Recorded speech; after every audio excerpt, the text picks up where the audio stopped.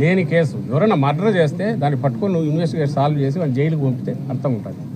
ఎవడైనా స్కామ్ చేస్తే దాన్ని పట్టుకొని నువ్వు ప్రూవ్ చేసి పంపిస్తే నీకు ప్రశాంతంగా నిద్ర పడుతుంది. నువ్వు తప్పు చేసిన వాడిని పట్టుకున్నానన్నందుకు తప్పు చేసిన వాడికి గిల్టీగా ఉంటుంది. నువ్వు అన్యాయంగా నువ్వు ప్రజల దృష్టి నుంచి తప్పించుకోవడానికి జగన్మోహన్ రెడ్డి నన్ను జైలుకు పంపాడు కాబట్టి ఆయన కానీ ఆయనతో ఉన్న వాళ్ళని కానీ పంపించి కక్ష తీర్చుకోవాలని ఇటువైపు ఒక దెబ్బకు 2 పీటలని అనుకుంటాడు. 2 కాదు, ఆ దెబ్బ వచ్చేసి ఆ తూట నీకే తగులుతుంది, నీకు తగులుతుంది, నీ పార్టీ వాళ్ళకు తగులుతుంది, నీ కుటుంబానికి తగులుతుంది. ఇది ఆయన గ్రహించాలనేది మా విజ్ఞప్తి. ఇంతకుమించి ఆయన సాధించగలిగింది ఏమీ ఉండదు. ఒక 50 రోజులు 60 రోజులు ఉంటారు, వేలు మీద రాక తప్పదు. ఆఖరికి జరగబోయే చెప్తున్నా కదా, సాక్ష్యాలన్నీ తగలబెట్టేశారు, ఏమీ లేవు, దొరకలే, అందువల్ల ఏం చేయలేకపోతున్నాం. ఉంటే పట్టుకునేవాళ్ళం, లేని మేమేం పట్టుకుంటామని. నువ్వు నేల గ్రౌండెడ్ కాదు, పునాది లేదు, పునాది లేని దాని మీద గాల్లో కట్టిన దీంట్లో ఏముండవు, దొరకవు ఆధారాలు. అందుకే ఈరోజు అరెస్ట్ చేసి ఇదైనా వాళ్ళు ఇన్నాళ్ళు తీసిన రాగం ఏమంటారు, రాగం తీసి ఇంత తీసినారు. ఆఖరికి ఏముందంటే పాట ఏం రాదు, ఇక్కడికే అయిపోయింది. మూలుగుతున్నారు ఈరోజు, హై పిచ్లో రాగం అందుకున్నారు, ఈరోజు మూలుగుతారు. పార్టీ లోక్సభ పక్ష నాయకుడు, మా పార్టీ లోక్సభ పక్ష నాయకుడు సీనియర్ ఎంపీని అరెస్ట్ చేసినప్పుడు నిజానికి అదేదో పెద్ద ఇదే ఉండాలి. ఎందుకు లేదంటే ఏమైనా సరుకుంటే కదా వాళ్ళ అలిగేషన్స్లో. ఇంకా దాన్ని తిప్పి నెక్స్ట్ ఆయన దగ్గరికి, మా పార్టీ అధ్యక్షుడి దగ్గరికి ఎప్పుడు పోతాడో వాళ్ళ నోటుకు వచ్చిన అబద్ధాల కూతులన్నీ రాసుకుంటారు. జనం కూడా విసిగిపోయారు వాటితో. గ్రహించకపోతే వాళ్ళ కర్మ.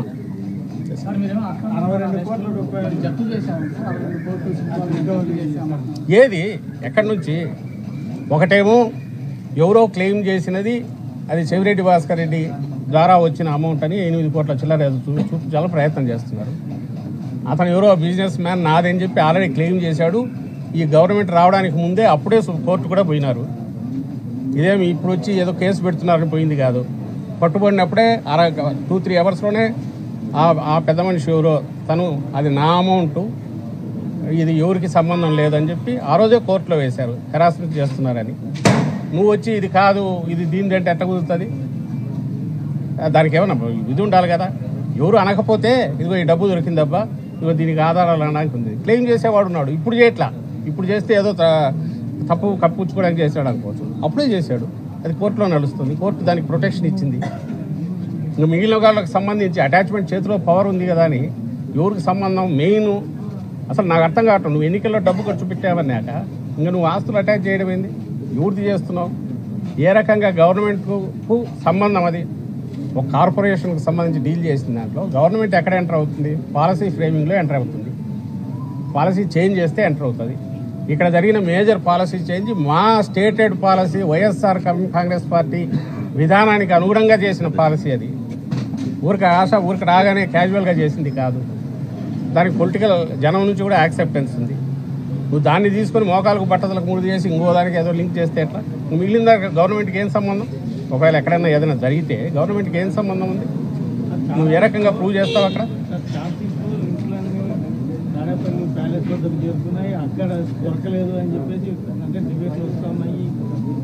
మళ్ళీ అదే అడుగుతున్నారు మీరు. కథ రాయడానికి ఆడేపల్లి ప్యాలెస్ అనొచ్చు, ఇంకోటి వాళ్ళకు ఏదైనా రాయొచ్చు. దాని మీద వాటి కాల్ ఈ కథను 2 రోజులు 3 రోజులు 10 మంది చేత అదే చెప్పించి తనకున్న ఈ ఎల్లో మీడియా కానీ లేదా ఆయన తయారు చేసుకుని ఫ్యాక్టరీలాగా ఫేక్ ఫ్యాక్టరీలు తయారు చేసుకుని యూట్యూబ్ ఛానల్స్ ద్వారా కానీ లేదా యూట్యూబ్ ఛానల్స్ అంటే దిగదారి వ్యవహరిస్తున్న టీవీ ఛానళ్ళు కానీ వాటి ద్వారా మీద ఒకే అబద్ధం 100 సార్లు చెప్పించినంత మాత్రం అది నిజం కాదు. ఎన్ని నెలలు? నువ్వు 5 నెలలు అన్నారు. వాళ్ళే రాసుకున్న దాంట్లో సిట్టు పెట్టి 5 నెలలు అంటున్నారు. అంతకుముందు వచ్చినప్పటి నుంచో ఆగస్టులోనో ఎప్పుడో మొదలు పెట్టారు ఈ కేసు. ఇదని ఇప్పటి వరకు ఒకటంటే ఒక ఆధారం. నువ్వేమిది అటాచ్ చేయడం మీది కూడా చేయొచ్చు. రేపు మీరు ఇక్కడ మీరు నేను కూర్చొని మాట్లాడుకుంటాను, పోయిన తర్వాత కన్సైగా చేసినా నేను వచ్చినా మీ అకౌంట్లో డబ్బు పడింది, ఎక్కడి నుంచి అంటే అక్కడి నుంచి పడింది, అది నాదే అని చెప్పొచ్చు. ప్రూవ్ అయ్యేది ట్రయల్లో వచ్చి చేయాల్సింది కదా, అప్పుడు చూసుకుందాం. ఈలోగా అయిపోయి హెరాస్మెంట్ అయిపోతుంది, ఇచ్చి జైల్లో వేయచ్చు. జైల్లో వేసేటప్పుడు కోర్టు అడిగితే ఎందుకయ్యా అంటే సార్ ఇంత ఆధారం ఉంది సార్ అంటే సరే ఇప్పుడు ఏం చేయలేములే, ఈ స్టేజ్లో పంపండి అని వాళ్ళు పంపచ్చు. That doesn't mean anything.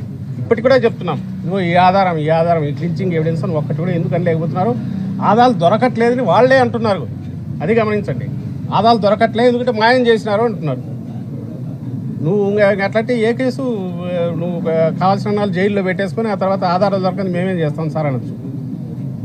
వీళ్ళకి ఇంత అడ్డగోలుగా ఈ కేసు నడిపినందుకు వీళ్ళందరినీ ప్రాసిక్యూట్ చేయాలి. అది కూడా వదలం.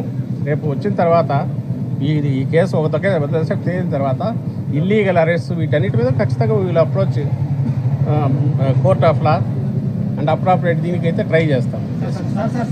అంటే టీడీపీ నేతల ఆరోపణలు ఒకవైపు పక్కన పెడితే విజయసాయి రెడ్డి గారు సీడ్ ఇచ్చిన సందర్భంగా అప్పటికి చేసిరెడ్డి రాజకేశ్ రెడ్డి ఎవరో తెలియదు, ఆయనే స్వయంగా మీడియా ముందు చెప్పారు. లిక్కర్కు సంబంధించినటువంటి కర్త కర్మక్రియ రాజకేశ్ రెడ్డి అని ఆయన అప్పుడు చెప్పారు, స్టార్టింగ్లో చెప్పారు. దానికి సంబంధించి ఆయన ఏం చెప్తే ఆయన అడగాల. ఇప్పుడు ఒకటి, ఈ పార్టీ నుంచి ఆయన బయటకు వెళ్ళిపోయారు, లేరు, ఈ పార్టీలో లేరు. బయటికి వెళ్ళిపోయిన తర్వాత ఏ రకంగా మాట్లాడుతున్నారు ఆయన ఎక్స్ప్లెనేషన్ ఇవ్వాలా. నువ్వు ఇన్వెస్టిగేషన్ ఏజెన్సీగా నువ్వు చేయాల్సింది ఏంది? లేదా ఈ గవర్నమెంట్ కక్ష కట్టి వ్యవహరిస్తుంది మేము అంటున్నాం, ఇది ఒక కక్ష కాదబ్బా, ఇది కనపడుతుంది మీవి అని చెప్పినా వాళ్ళు రావాలి ముందుకు. అదెందుకు రాలేకపోతున్నారు? ఎందుకు రావట్లేకపోతున్నారు? అంతకు మించి వేరే ఇది ఎక్కర్లేదు కదా. పవర్ నీ చేతిలో ఉంది, నువ్వే కేసు పెట్టినావు. ఇప్పుడు ఈరోజు ఈయనతో 12 మంది అంటే అరెస్ట్, ఇంకా ఎంతమందిని చేస్తారో తెలియదు. మీరు వీటి ఇంత ఇదిగా కనపడుతున్నప్పుడు ఇదిగో ఆధారం అని చెప్పొచ్చు కదా. నీ మీడియా ద్వారా నువ్వు చేసేది పబ్లిక్ని అడ్రస్ చేస్తున్నావు, ఓ నెరేటివ్ బిల్డ్ చేస్తున్నావు. కేసు ఎలాగ ఉండేది లేదు, సచ్చేది లేదు. ఈలోగా ఒక నెరేటివ్ బిల్డ్ చేసి జనం మీదకి వదిలేస్తున్నావు. జనం అంతా చదివేసి ఘోరాలు చేశారు జగన్మోహన్ రెడ్డి గారు, లేదా వాళ్ళ వెనకబడి ఉండేవాళ్ళని వాళ్ళు అనుకోవాలా. సో నమ్మాలా. నమ్మాలనుకున్నప్పుడు ఇదిగో ఇది ఆధారం అని చూపించు.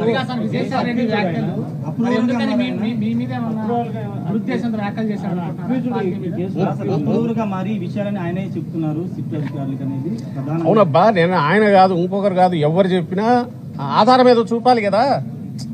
ఇదిగో పర్టికులర్ ఇది ఫస్ట్ వచ్చి రేషనల్, ఇది దాంట్లో హేతు పద్ధతి ఉండాలా. ఏం హేతు పద్ధత? ఎవడన్నా ₹100 బెనిఫిట్ అయితే ఇస్తావా, నష్టపోతే ఇస్తావా? చంద్రబాబు హయాంలో బెనిఫిట్ అయ్యారు.